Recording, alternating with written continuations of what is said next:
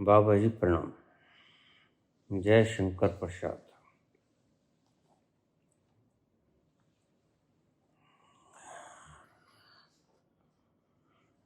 एक प्रश्न जो समझ नहीं आता आध्यात्मिक है या सांसारिक है, बाबा जी कृपा करके उसका उत्तर देने का कष्ट करें।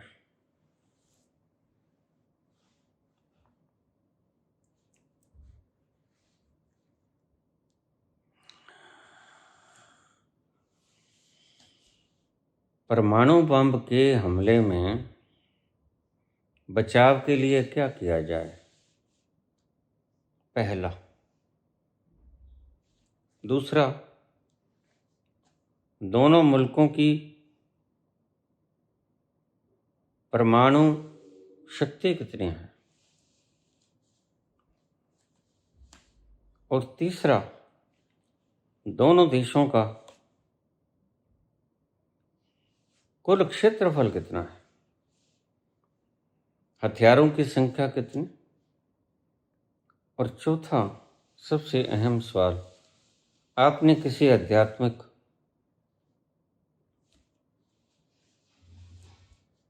गुरु से, भगवान शिव से,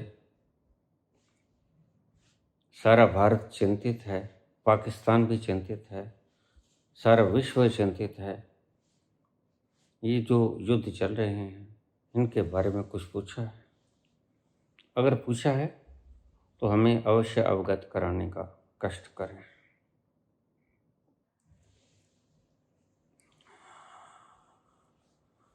उन्नीस 1945 का वो दिन 6 अगस्त और 9 अगस्त, जब प्रथम बार अमेरिका ने हिरोशिमा और नागासाकी जापान के ऊपर बम गिराए और पलक झपकते ही लाखों लोग मृत्यु के आगोश में समा गए।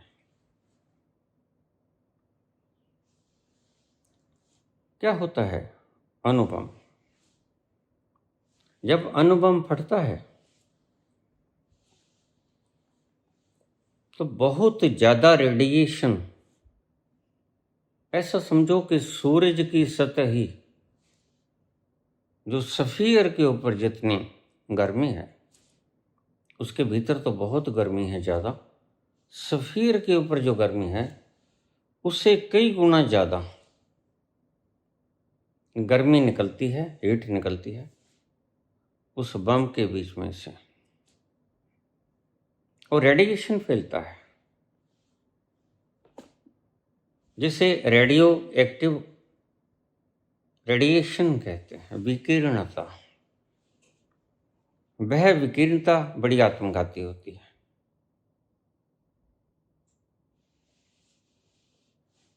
पहली बात तो ऐसी नौबत कभी किसी पे ना आए, लेकिन कुछ पागल होते हैं, जैसे अमेरिका ने यह दुस्साहस किया, आज भी इसी डर से अपना भय बनाए हुए है। ये चीजें रचनात्मक रूप से तो ठीक है, एटॉमिक पावर प्लांट लगाइए, एटॉमिक पावर से कुछ रचनात्मक काम कीजिए, लेकिन विध्वंसक काम ईश्वर की सृष्टि में इसलिए नहीं बने। थोड़ी मात्रा में जहर भी कारगर होता है, लेकिन ज़्यादा मात्रा में तो घी भी पी लोगे तो वो भी आपको खराब करेगा। पहली मूर्ता ओपनहाइमर ने 1945 में 6 अगस्त में और 9 अगस्त को 2 बम कराए। उनकी स्ट्रेंथ थी करीब 15 किलो की। 15 किलोग्राम के इस बम ने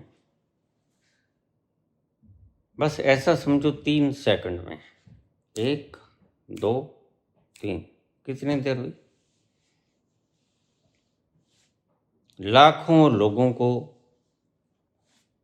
मृत्यु के आगोश में सुला दिया। आह भी नहीं भर सके। इतनी रेडिएशन जो मैंने बताया कि सूरज के सतह के ऊपर, सफीर के ऊपर जो होती है,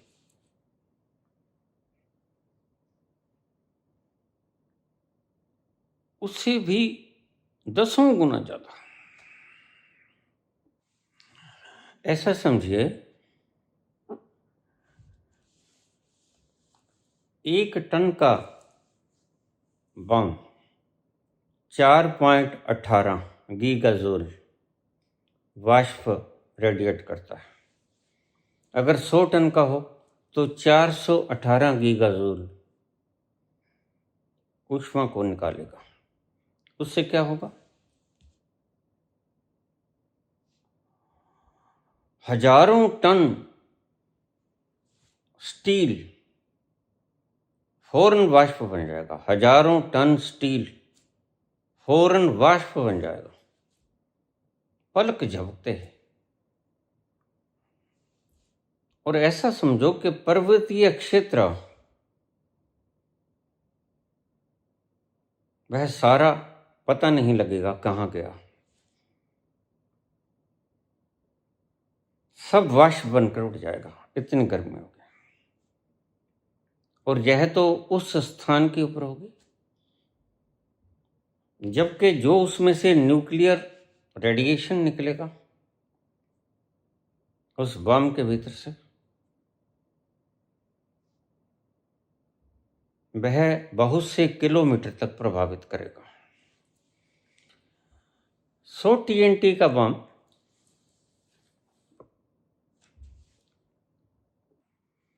में से 10 लाख डिग्री सेल्सियस में समझ लो आप, गीगा टर्म नहीं समझ सकोगे, 10 लाख डिग्री सेल्सियस का हीट निकलेगा उसमें। और वह करीब 200 मीटर तक, यानी करीब 600-700 फुट तक तो कुछ नहीं बचेगा, राख भी नहीं बचेगी।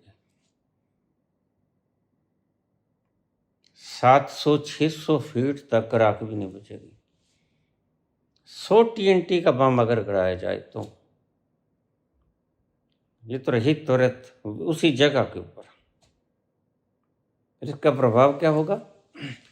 जो रेडियो एक्टिव रेडिएशंस हैं, तरंगे हैं,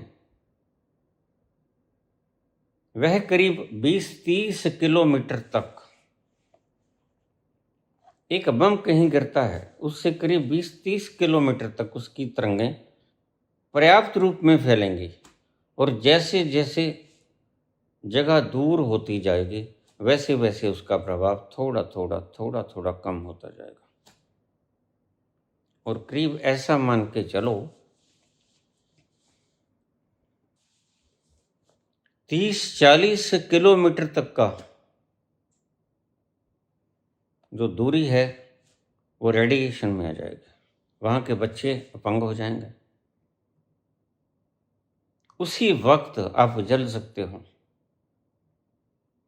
त्वचा जल सकती है। सैकड़ों तरह की ऐसी घातक बीमारियां पकड़ सकती हैं आपको, जिनके दूरगामी परिणाम होंगे। सिर्फ 15 किलो का हिरोशिमा पर गिराया गया था बम, नागासाकी, और उसके परिणाम आज 80 वर्ष बाद तक भी देखने को मिल रहे हैं। पहली बात तो इस वीडियो को सुनने वाले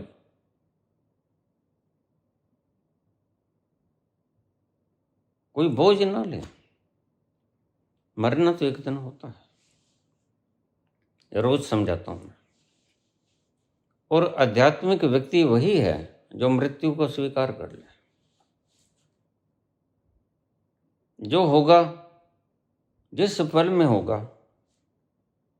वह होगा। तुम लाख टालना चाहो वह नहीं टलेगा, क्योंकि तुम्हारे हाथ में क्या है।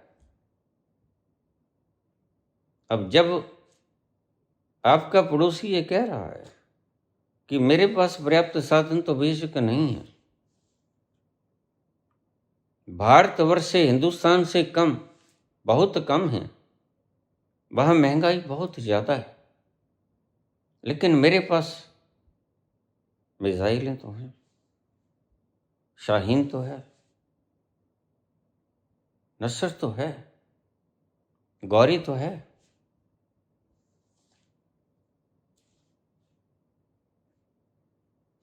जब वो सीधी धमकी दे रहा है कि ये हमने दिखाने के लिए नहीं रखे हैं, नुमाइश के लिए नहीं रखे हैं, हमने चलाने के लिए रखे हैं और आपके लिए रखे हैं, तो इसका मतलब क्या है?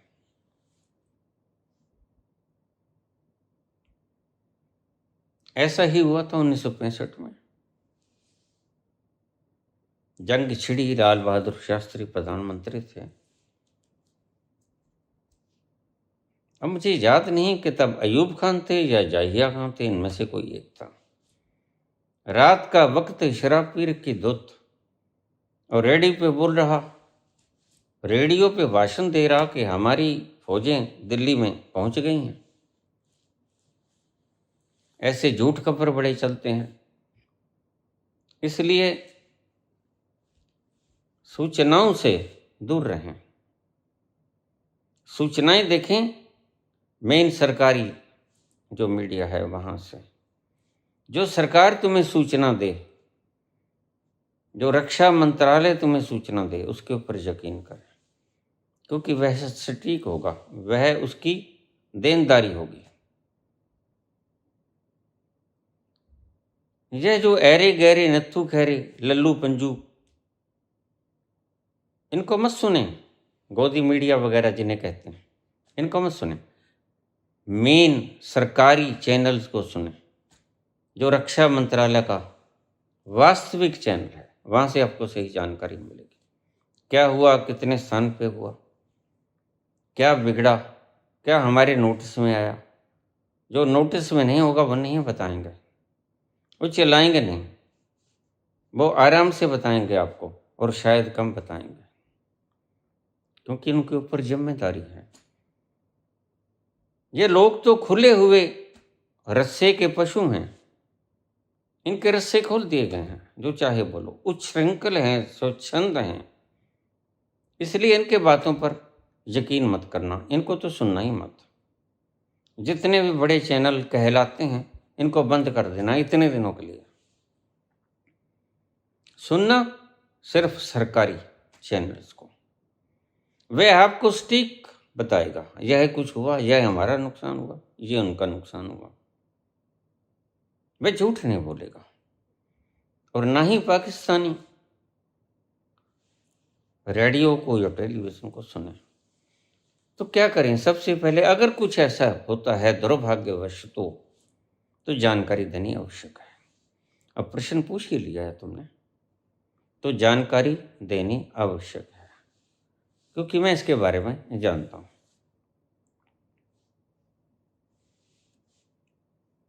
सबसे पहले क्या करें? जब आपको पता चले कि कहीं आसपास दूर, पहले उस स्थिति का जायजा लें, कितनी दूर है। अगर वो 100 किलोमीटर है तो बात तो घबराहट की है, लेकिन इतनी घबराहट की नहीं।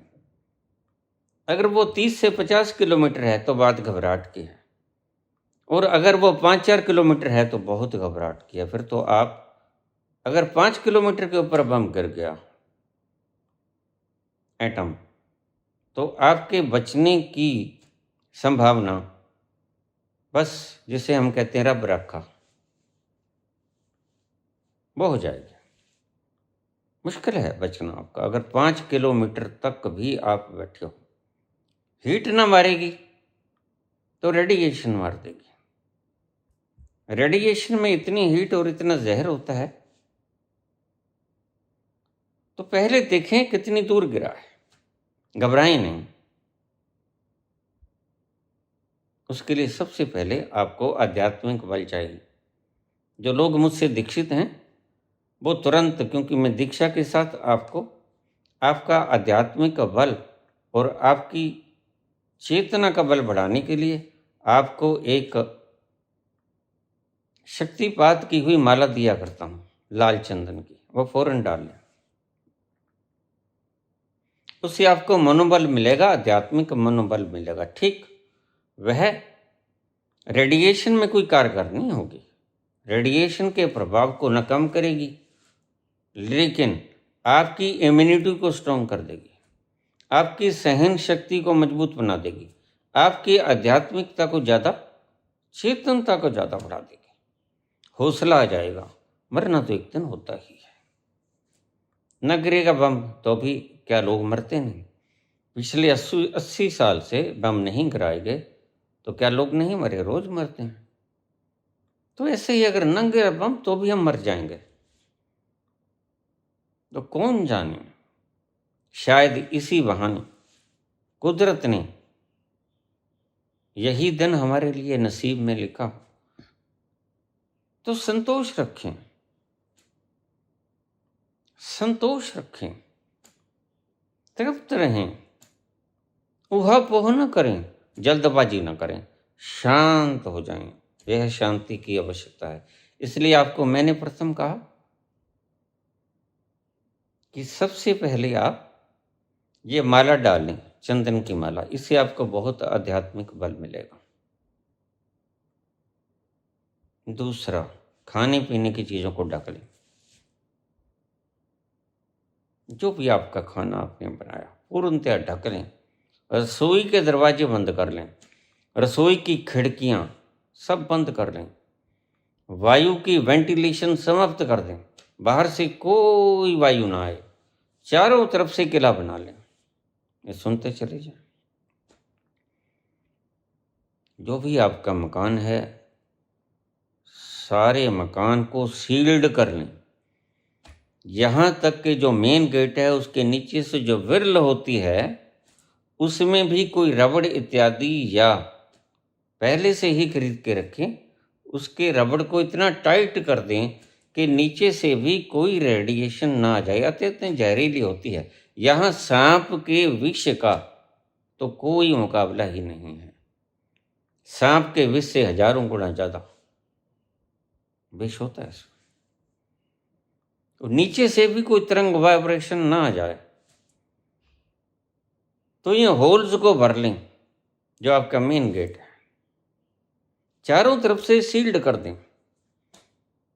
अगर कहीं ऊपर जाल या किसी ऐसी चीज है तो उसको फौरन ढक दें अच्छी तरह से। हवा का वेंटिलेशन बिल्कुल बंद, जरा भी वेंटिलेशन ना हो, बाहर की हवा तो आए ही ना। कितने घंटे? कम से कम 72 घंटे। देखिए इसका प्रभाव होता है पहले 12 घंटे, पहले 12 घंटे के बाद अगले 12 घंटे, ऐसे अगले 12 घंटे, 72 घंटे तक ये 6 सीढ़ियां बन गई। तो इसका प्रभाव कम कम कम कम होते चलेगा। 72 घंटे के बाद भी तुम इसका प्रभाव तो खत्म हो जाएगा, लेकिन रेडिएशन का कोई नहीं पता होगा। हवा जिस तरफ बहेगी उस तरफ रेडिएशन बह जाएगा। और अगर आप रेडिएशन की चपेट में आ गए तो ध्यान रखना, अभी आपको शायद कुछ ना हो, लेकिन आने वाले दिन महीने बड़े खतरनाक होंगे। इतने खतरनाक होंगे कि हिरोशिमा नागासाकी के लोग मृत्यु मांगते थे कि हे प्रभु, मृत्यु आ जाती तो ज़्यादा अच्छा था। इतनी दुर्दशा हो जाती है, यह इतना खतरनाक है। बनाया क्यों गया? किन्हीं अभागे क्षणों में यह बनाएगा। ओपनहाइमर ने इसे विकसित किया। मरुस्थल में इसका, अमेरिका के मरुस्थल में इसका परीक्षण किया गया और जल्दी जल्दी में इसको गिरा दिया गया, क्योंकि उस वक्त जापान संभल नहीं रहा था किसी से भी, और आपे से बाहर हो गया। तो जर्मनी उसके साथ था, मित्र देश एक तरफ थे। तो उस वक्त यही करना बनता था। मैं अमेरिका को दोष नहीं दूंगा, क्योंकि अगर ऐसी स्थिति में न होता अमेरिका तो फिर ये नाजी या हिटलर न जाने क्या कर देता। 2.5 करोड़ के करीब लोग इसने मार दिए थे गैस चैम्बरों में और दूसरे कत्ल गारत में। यह ऐसा जहरीला इंसान था कि ऐसा जहरीला इंसान धरती पे फिर नहीं होना चाहिए। हमें बुद्धों की जरूरत है जो शांति का संदेश फैलाते हैं। हमें हिटलरों की जरूरत नहीं है।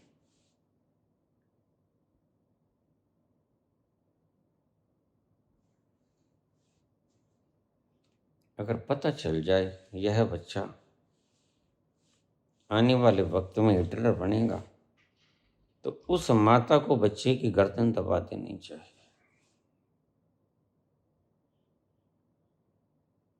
हिटलर को पालना, जन्म देना तो चलो हमारे वश में नहीं, हिटलर को पालना अगर पता चल जाए। कुछ ग्रह नक्षत्र होते हैं, कुछ ग्रहों की ऐसी दशा होती है जिनसे हमारे हॉरोस्कोप को देखने वाले जो शुद्ध व्यक्ति हैं, अच्छे ज्ञानी हैं आज भारत में, वो आपको बता देंगे कि यह दुष्ट बनेगा। तो माएँ ऐसे बच्चों की परवरिश न करें तो ज़्यादा अच्छा। एक कहावत है कि पूत के पांव तो पालने में ही पहचाने जाते हैं। लेकिन ध्यान रखना, ये मैं बेगर्जी से नहीं बोल रहा हूँ, दायित्वपूर्ण शब्द हैं मेरे। कोई अगर परम ज्ञानी व्यक्ति आपसे कह दे कि यह बच्चा संसार के लिए खतरा है तो ही ऐसा काम होना चाहिए, अन्यथा नहीं। कोई नीम हकीम खतराए जान कह दे तो उसकी बातों पे यकीन न करना। जैसे बुद्ध के वक्त कहा, या तो संसारिक यह चक्रवर्ती सम्राट बनेगा, यह या चक्रवर्ती राजा, ना होगा तो चक्रवर्ती सन्यासी हो जाएगा। ऐसे कुछ स्टार्स होते हैं। खैर, हम एस्ट्रोलॉजिकल व्यवस्था में न जाएं, हम एटॉमिक व्यवस्था में आ जाएं। इतना दूषित प्रभाव होता है सारे शरीर को ढकने, शरीर का एक पोर भी नगण्य रहना चाहिए। गर्मी हो या सर्दी हो, सारा शरीर ढका होना चाहिए, सिर से पैरों के नाखून तक। मोजे डालो, शरीर के साथ चिपकती हुई जो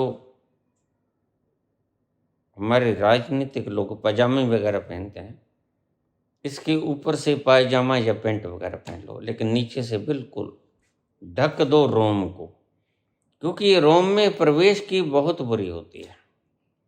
तो सारे शरीर के बिल्कुल अंगों को एक भी रोम नगण्य ना रहे। सिर को ढक दो अच्छी तरह से, मास्क ले लो। यह 95 जो कोरोना में हमने प्रयोग किया था, यह मास्क लगा लो। कोई शरीर का अंग, आंखों तक, आंखें बड़ी नाजुक हैं, कानों में रुई दे लो। किसी भी अंग को ओपन मत छोड़ो, शरीर को अच्छी तरह से ढक लो। खाने की प्रत्येक वस्तु, पानी को फौरन ढक दो, अच्छी तरह से ढक दो। और रसोई जो आजकल खुले रखने का रिवाज हो गया है, ये बड़ा गलत है। परमाणु बम के हमले में यह अति गलत है। रसोई कवर्ड होनी चाहिए, ऐसी कवर्ड होनी चाहिए, उसका गेट खोल लो आप, क्योंकि रसोई का खुला छोड़ना सीधी वाइब्रेशन को आमंत्रित करना है। और खाने का दूषित होना मतलब आपके प्राण दूषित हो गए। चलो, आपका खाना दाना जो है वो अच्छी तरह से ढक लो, उसमें जरा भी बाहर की रेडिएशन ना आए, जरा भी हवा ना आए, वेंटिलेशन ना हो। आए तो वेंटिलेशन की जरूरत है। हम कहते हैं खुला हवादार कमरा हो, बिल्कुल ठीक, आज जरूरत है। लेकिन मैं तब की बात बताता हूँ, उन क्रिटिकल पॉइंट्स में क्या करें, उस क्रिटिकल टाइम में क्या करें। हवा बाहर से एक कण भी ना आए, सारा सील्ड हो जाए, कोई सुराख ना बचे कहीं भी। जो लोग गरीब हैं उनके घर में कुछ ऐसा है जैसे दीवारों में सुराख है, उसको चिकनी मिट्टी से बंद करते हैं फौरन। चिकनी मिट्टी नहीं मिलती तो किसी और चीज का इस्तेमाल करें, लेकिन उनको बंद करते हैं। एम सील वगैरह आती है, उनसे बंद करते हैं। तो घर का कोई भी स्थान खुला ना रहने दें, और शरीर का कोई भी स्थान, कोई भी रोम खुला ना रहने दें। ये मैं उस स्थिति में बताता हूँ, यह क्रोनिक कंडीशन आमतौर से न आए, ऐसे ही प्रार्थना कीजिए। लेकिन अगर आ जाए तो सावधानी हटी और दुर्घटना घटी। सावधानी आवश्यक है। एक और बात जरूरी है, पोटाशियम आयोडाइड की टैबलेट्स। इस सरकार को चाहिए कि ऐसी स्थिति में जब एक मुल्क सरेआम बोल रहा है कि मेरे पास एटम तो है, एटॉमिक हथियार तो है, तो उसे जागृत हो जाना चाहिए। अगर सरकार जागृत नहीं होगी तो ये हमारे नागरिक तो बेचारे अशिक्षित हैं, ये तो जानते नहीं। एक पोटाशियम आयोडाइड की गोली आती है 65 मिलीग्राम की, 130 मिलीग्राम की, यानी 65 के हिसाब से आती है। वह फौरन निकलनी, लेकिन कब? जब सरकारी आदेश हो तो। ऐसे नहीं, ऐसे निकलोगे तो वो थोड़ी सी हानि भी कर सकती है। उससे बचाव बहुत हो जाएगा। क्या बचाव होगा? कि वह आयोडीन को आपके भीतर प्रचुर मात्रा में संग्रहित कर देगी।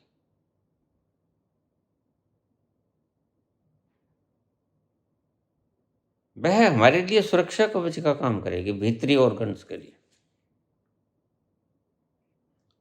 फिर सुन लीजिए, पोटाशियम आयोडाइड 65 मिलीग्राम, 130 मिलीग्राम।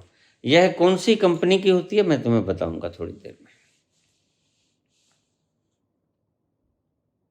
तो सरकार के आदेश पर वह फौरन निकलने, और उसको पहले से ही घर पे ला के रखें। पोटाशियम आयोडाइड कोई इतनी ज़्यादा महंगी भी नहीं होती है, शायद 10 गोलियां, मुझे लगता है तो 10 गोलियां शायद 20 रुपए की गोली होती है। जहां तक मुझे लगता है 20 या 30 रुपए की एक गोली होती है 65 मिलीग्राम की। खैर, रेट्स वगैरह के बारे में मैं इतना नहीं जानता, लेकिन ये जानता हूं कि पोटाशियम आयोडाइड की गोलियां आपके पास होनी चाहिए घर के मेंबर्स के अनुसार। उतनी मात्रा में कम से कम 3 गोली प्रति मेंबर होनी चाहिए सुरक्षा के लिए। ये आप सावधानी से रखें। इतना पैसा बेकार खर्च करने के बजाय, बल्ले खाने के बजाय, आप इन चीज़ों के ऊपर संभाल के रखो। घर में ये चीज़ें होनी आवश्यक हैं। काला चश्मा ले लो। ऐसी अवस्था में आप बाहर मत देखो। बाहर देखा कि आप अंधे हुए, अंधापन शुरू, क्योंकि वो रेडिएशन सबसे ज़्यादा हमारे सेंसिटिव अंग है आंख। काला चश्मा आज ही ले आओ जाके, बहुत काम पड़ सकता है ये किसी वक्त, और नहीं तो ध्यान के वक्त इसको लगा लिया करो। काला चश्मा बाजार से ले आओ, इसको लगा लो उस वक्त जब जरूरत हो। सारे शरीर के रोए रोए को ढक लो, नक से शिखा तक, सिर को ढक लो, सब आ गया। गर्दन को, खास तौर से गर्दन से शुरू होकर गर्दन से ऊपर तक का भाग बड़ा सेंसिटिव है, इसको बचाना बड़ा आवश्यक है। अगर कोई खुला स्थान में आप हो, और तब आपको ये बात पता चल गया तो कोई शेल्टर ढूंढ रहे। जिनके पास 20 मिनट्स हैं तो 20 मिनट्स के भीतर चले जाएं, ग्राउंड फ्लोर के बजाय 20 मिनट में चले जाओ। सब द्वार दरवाजे बंद, हवा कहीं से भी ना आए। 20 मिनट से नहीं है तो ग्राउंड फ्लोर ठीक, लेकिन जितने ऊंचे आप बैठोगे उतना ही मुश्किल हो जाएगा, क्योंकि यह बहुत दूर तक ऊपर भी मार करता है, यकदम से मार करता है, क्षणों में फैल जाता है। जितने ऊंचे बैठे होगे उतना मुश्किल होगा, क्योंकि उतनी ऊंची हवाएं बहुत जल्दी से फैल जाती हैं, ये तो पता भी नहीं चलता। कानों को बंद कर लें, क्योंकि धमाका, कान बहरे हो सकते हैं, इतना तेज धमाका होगा। आंखों को चश्मा डाल लें, मुख को बंद कर लें, नमकीन पानी हल्का हल्का ORS ये पीते रहें। एक बात और बता दो, चीनी ना खाएं इस वक्त। चीनी प्रत्यक्ष रूप से हानिकारक नहीं है, अप्रत्यक्ष रूप से हानिकारक है, क्योंकि चीनी तुम्हारी इम्यूनिटी को घटा देती है। नमक का इस्तेमाल करें, ORS, इसका पानी घंटे घंटे बाद, आधे आधे घंटे बाद पीते रहें।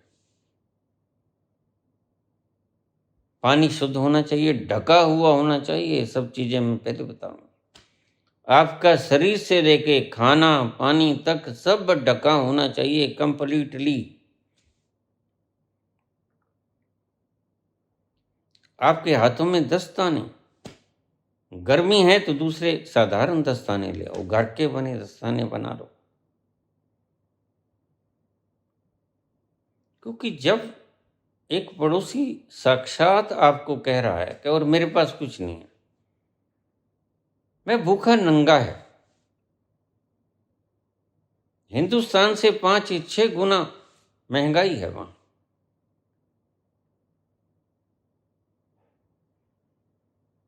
जहां का डॉलर 80-90 रुपए है, पाकिस्तान के रुपए के हिसाब से करीब 300 से ऊपर है, शायद 350 के करीब है, 347 के करीब।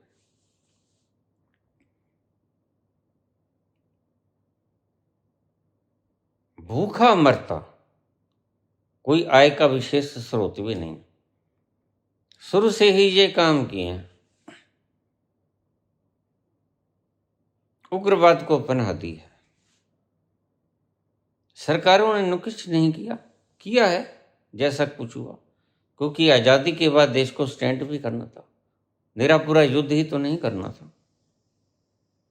सभी पहलुओं पे सरकार को खरा उतरना होता है, लेकिन किसी को दोष देना ठीक नहीं है। सभी ने अपने अपने मुकाम अच्छे से चलाए।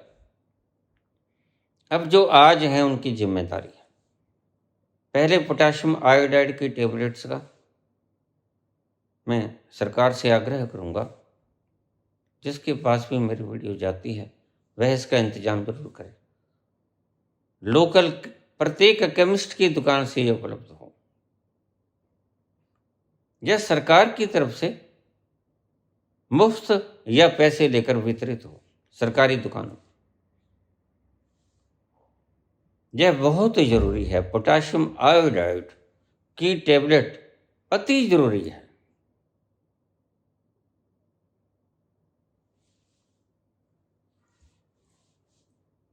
ये मैंने सब बता दिया। हवा का किंचित मात्र भी ना आए। जो आपने एग्जॉस्ट फैन लगाए सब बंद कर दो, AC बंद कर दो, पंखा बंद कर दो, हवा कहीं ना फैल पाए। जो भी चीजें हवा को फैलाती हैं घर के अंदर, चाहे तुम कितने ही सुरक्षित हो, तुमने सारे दरवाजे बंद कर दिए, कोई लीकेज नहीं दिख रही है, लेकिन कोई पता नहीं। कुछ ऐसे होल जो होते हैं जो आपको पता ही नहीं होता। लेंटर में रह गए होते हैं, तो पंखा फौरन बंद कर दो, एसी वगैरह बिल्कुल बंद कर दो, अगर सर्दी है हीटर वगैरह बिल्कुल बंद कर दो। गर्म कपड़ा ओढ़ लो, रजाई ले लो, कंबल ले लो। ये हैं सावधानियां। पानी पियो, नमकीन पानी पियो, चीनी मत डालो।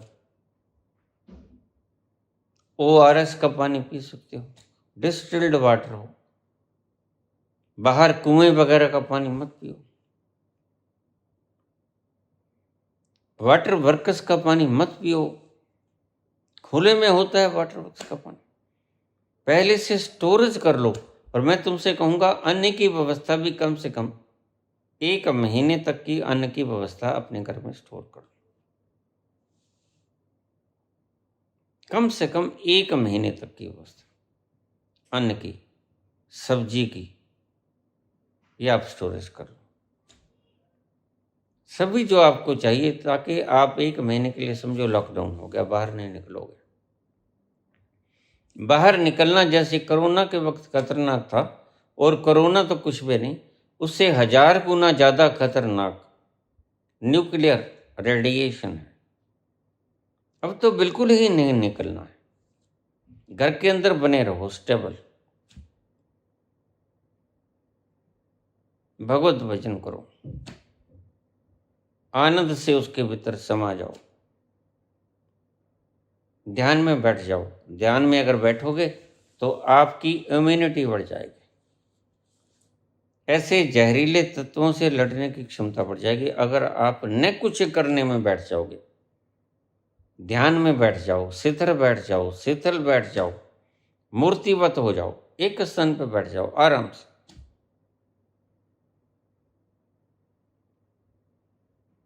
खाना थोड़ा सा कम लो, भारी खाना मत लो, हल्का खाना लो। सारी बातें मैंने बता दी।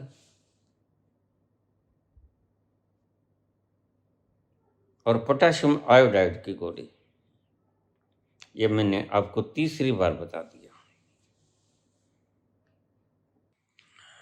पूछा है क्षमता कितनी है भारत पाकिस्तान के पास। करीब ऐसा मान के चलो कि दोनों के पास 165 से 170 न्यूक्लियर बम हैं, लेकिन हिंदुस्तान के पास ज़्यादा पावर के एटम बम हैं, पाकिस्तान के पास कम पावर के हैं। लेकिन दोनों को अगर साथ मिलाया जाए और इकट्ठे बम विस्फोट हो जाएं, तो 5 डिग्री सेल्सियस तापमान गिर जाएगा। धुएं के बादल सूरज को ढक लेंगे, जहरीली हवाएं सारे हिंदुस्तान में बिखर जाएंगी। देखिए, ये मत समझिए कि हम तो 400 किलोमीटर पे बैठे हैं। आज दूरी का सवाल नहीं रहा। आज टैंकों की लड़ाई नहीं है, पैदल लड़ाई नहीं है, थल सेना की लड़ाई नहीं है। आज लड़ाई बहुत आसमानी है। आज जल की लड़ाई भी नहीं है, आसमानी लड़ाई है। आप कितनी दूर बैठे हो इससे कोई फर्क नहीं पड़ता, क्योंकि वह दुश्मन की रडार की जद में आ जाएगा। जैसे इनके पास शाहीन है, गौरी है,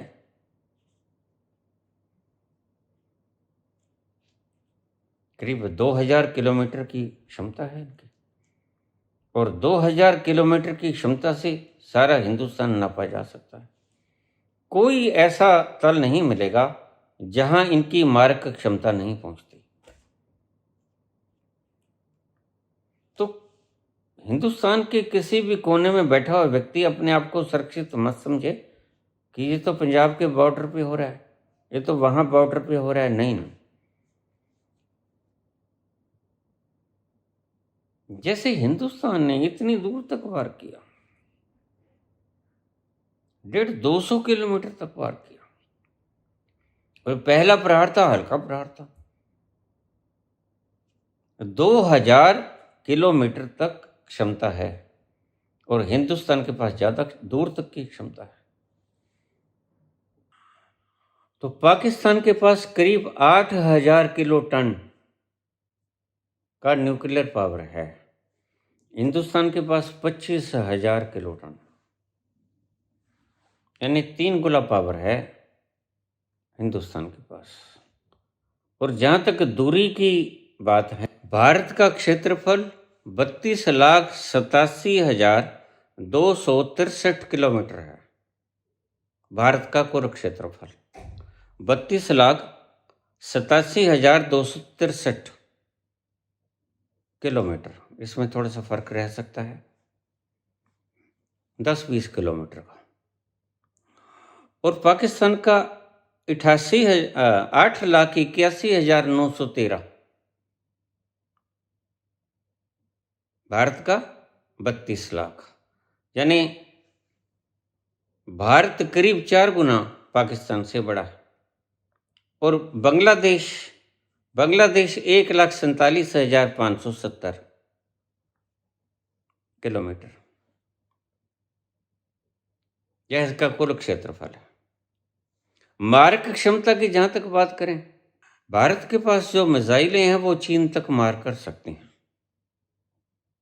इतनी लंबी दूरी की मिसाइलें भारत के पास हैं। सारा पाकिस्तान भारत की मिसाइल की जद में आता है, टोटल पाकिस्तान।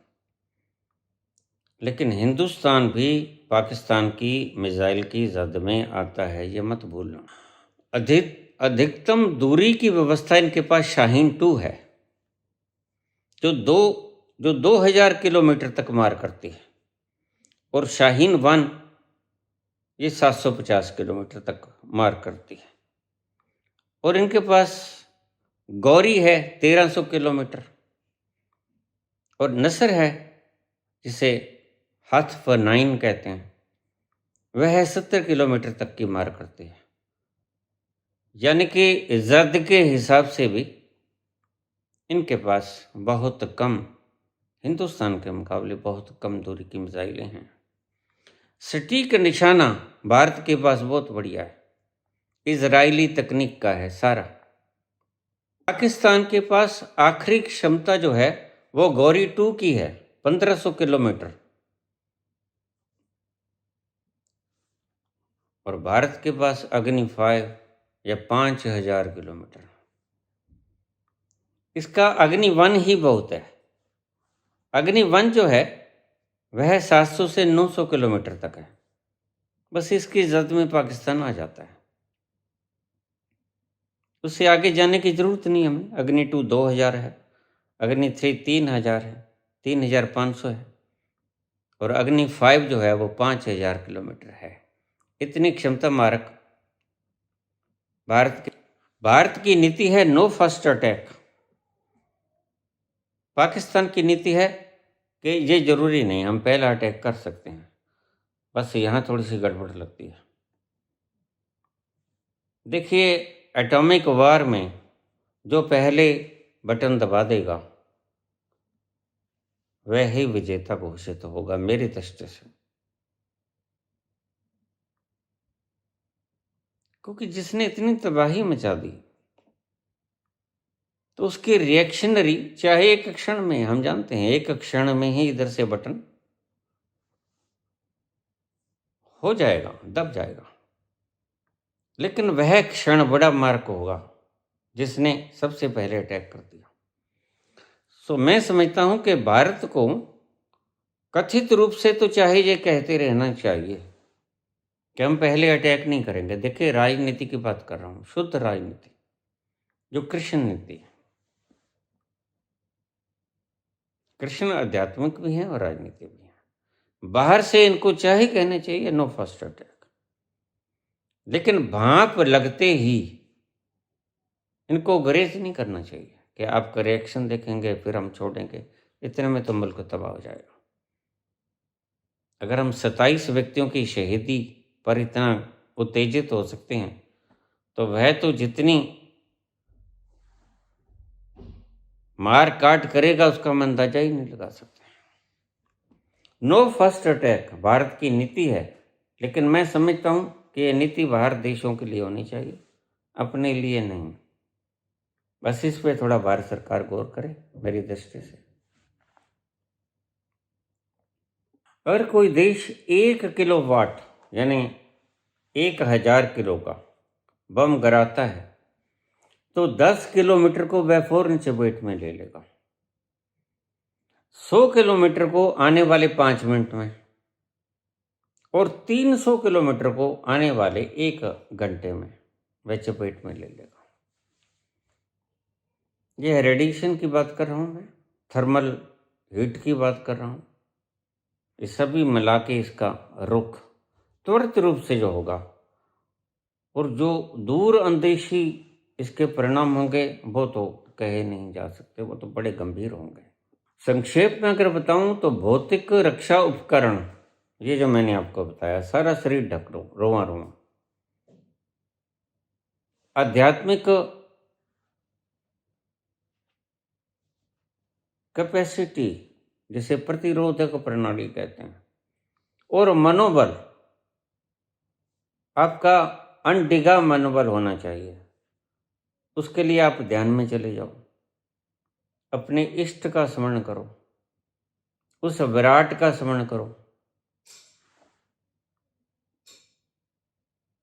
जिससे आपको मनोबल मिलता हो। देखिए, मैं कोई विशेष चीज नहीं बताऊंगा आपको, जिससे आपका मनोबल मिलता हो आपको, वही काम कीजिए। वो कुछ भी है, ध्यान में जाइए, सबसे बढ़िया होगा। क्योंकि ध्यान में जो तरंगे निकलती हैं दिमाग में से, वह रेडिएशन को काफी हद तक पुश करने में सफल हो जाती हैं।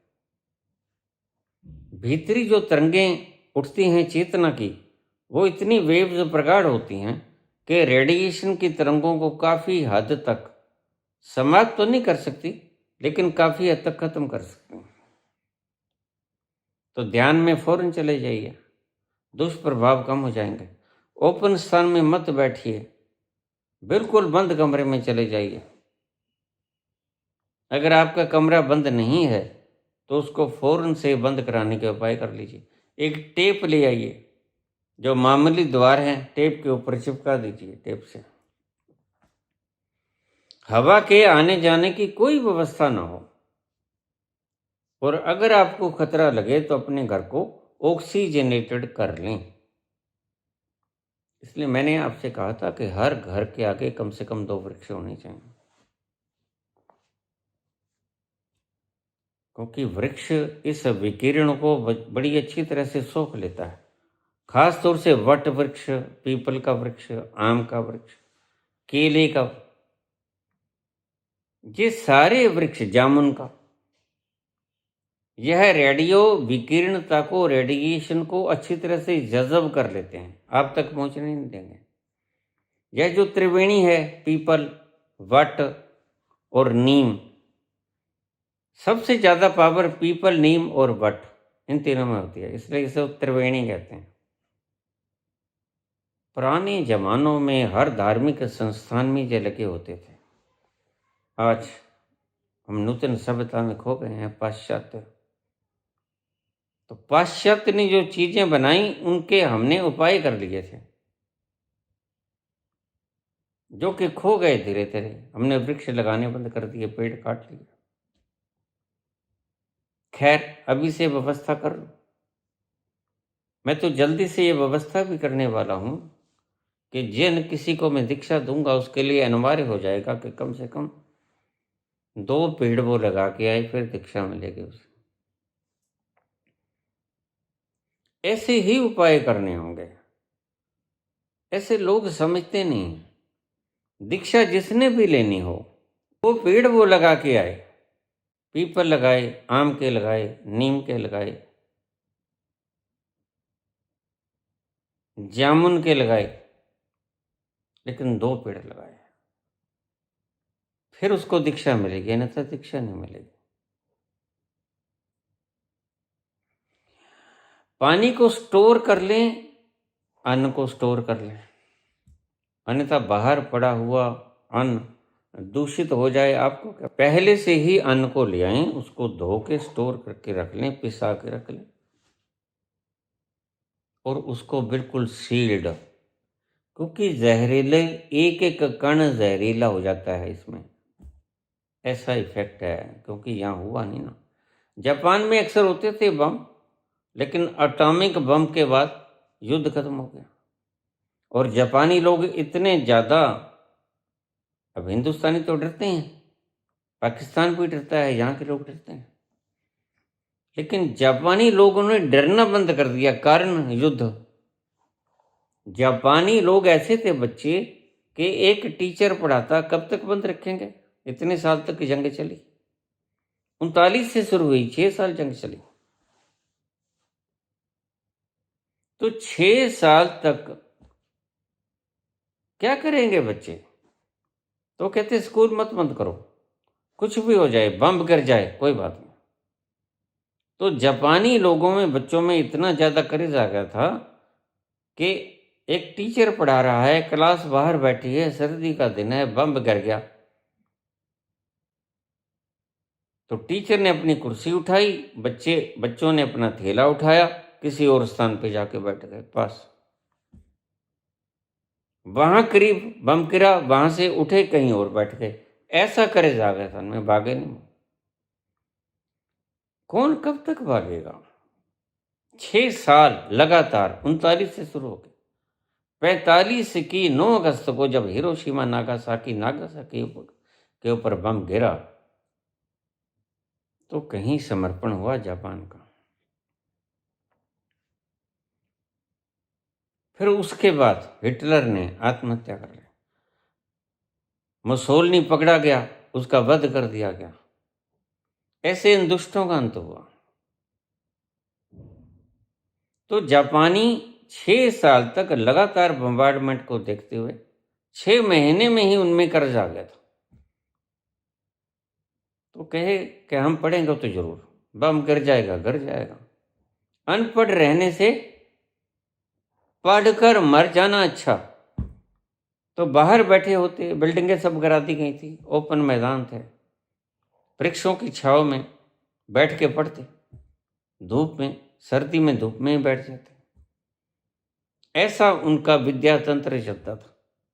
तो उन्होंने डरना बंद कर दिया था। वो पढ़ रहे हैं, टीचर पढ़ा रहे हैं, बम गिर गया, वहाँ से उठे बड़ी शांति से, कोई घबराहट नहीं, कोई पसीना नहीं, कोई हार्ट बीट नहीं बढ़ती इनकी, जाके दूसरी जगह बैठ गए। यह कर्ज आया था लगातार दृश्य देखने से। जैसे कर्ज आ जाता है कसाई में, हम तो नहीं देख सकते। हम तो जब कलमा पढ़ते हुए मारते हैं जानवर को, बड़ा दुख होता है, हम कहते हैं झटका ही कर दो उसको, ऐसे तड़पा के क्यों मारते हो? हम ये नहीं देख सकते, लेकिन यह देख देख कर जापान आज क्यों इतना, मनोबल भी है उसमें, शरीर का बल भी है उसमें,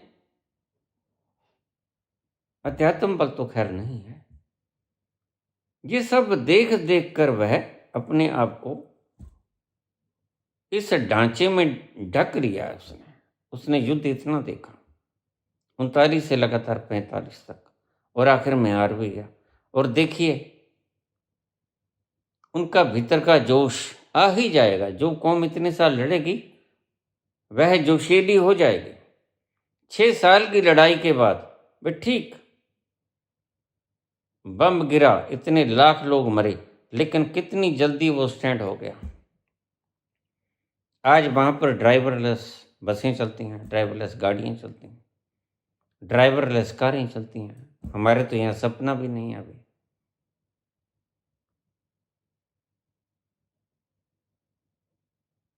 जो देश धर्म की बात करेगा वह देश आर्थिक उन्नति नहीं कर सकेगा। बस ये मेरी बात आप हृदय में बसा लेना। या तो आर्थिक आप उन्नति करोगे या आध्यात्मिक उन्नति करोगे, एक तरफ का होना पड़ेगा आपको। भीखा वाली बात, जैसे वो सफाई सेवका कहती है, भीखा एक तरफ होले, या इधर होले तो या उधर होले। या तो अर्थ में उलझना होगा या फिर परमात्मा में विलीन होना होगा, एक तरफ ही जाना होगा। दोनों पक्ष नहीं चल सकोगे, ये बिल्कुल विरोधी पक्ष हैं दोनों। जो धर्म में जाएगा वह गरीब हो ही जाएगा, होना पड़ेगा उसे। क्योंकि उसे त्याग करना होगा। और जो धर्म को नकार देगा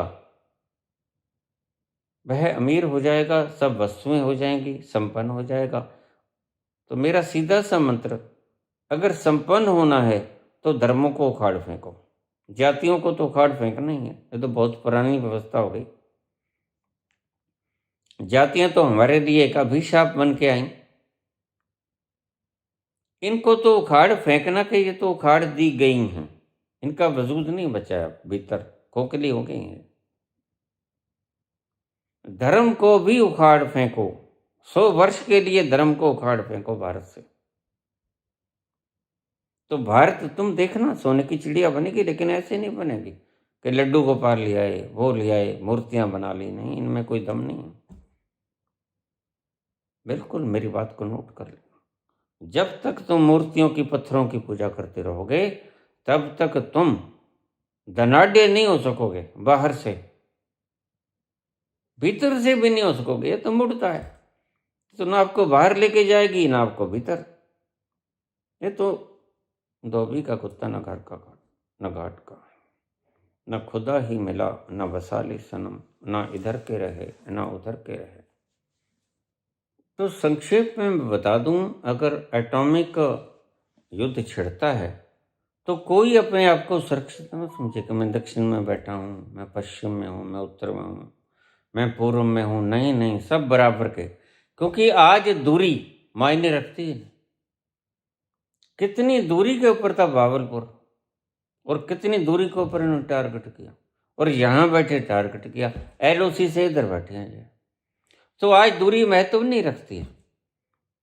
आज ऐसी विकसित हो गई है साइंस कि तुम्हें बस स्टैंड के ऊपर बस चढ़ते हुए मारा जा सकता है। जैसे ईरान का वो कौन सा मंत्री था, मार दिया गया। बिल्कुल टारगेटेड, उसी स्थान पर जाकर मिसाइल ठुकेगी जहां पर आप खड़े हो। तो आज दूरी, स्थान, व्यवस्था कोई महत्व नहीं रखती। कोई अपने आप को सेफ ना समझे। सेफ्टी इसी में है कि युद्ध न हो। और अगर कोई मूर्ख युद्ध करने पे आमादा ही है तो फिर अपनी पावर को अच्छी तरह से बढ़ा कर रखो, अपने शस्त्रों को अच्छी तरह से मांझ धो लो। हाँ, पर मैं तो यही कहूँगा, हंसो मत भाई। अपने शस्त्रों को अच्छी तरह से, जैसे दशहरे को शस्त्र पूजन करते हैं, वैसे अच्छी तरह से मांझ धो लो, शस्त्र पूजन कर लो, चंदन का टीका लगा लो और उड़ा दो। यही कृष्ण है, तुम्हारा कल्याण होगा। सभी भूल जाओ तुम्हारा इस वक्त धर्म क्या है। सर्वधर्मान् परित्यज्य मामेकं शरणं व्रज, अहम त्वां सर्व पापेभ्यो मोक्षयिष्यामि मा शुचा। इस पाप को तो नष्ट करना ही होगा। इस पाप को अगर लगे हो तो पीछे मत हटना। अब इस पाप को समाप्त कर ही देना। Terrorism is not allowed in any part of the world. इसको ध्वस्त करके ही श्वास लेना। आपका नाम भी इतिहास में बनेगा सदा के लिए, अगर आपने ये काम कर दिया। बड़ी मुश्किल से मौका आया है, अब इसका लाभ उठा लो। श्री कृष्ण गोविंद हरे मुरारी, हे नाथ नारायण वासुदेवा। श्री कृष्ण गोविंद हरे मुरारी, हे नाथ नारायण वासुदेवा। पितु मात स्वामी सखा हमारे, पितु मात स्वामी सखा हमारे, हे नाथ नारायण वासुदेवा। श्री कृष्ण गोविंद हरे मुरारी, हे नाथ नारायण वासुदेव।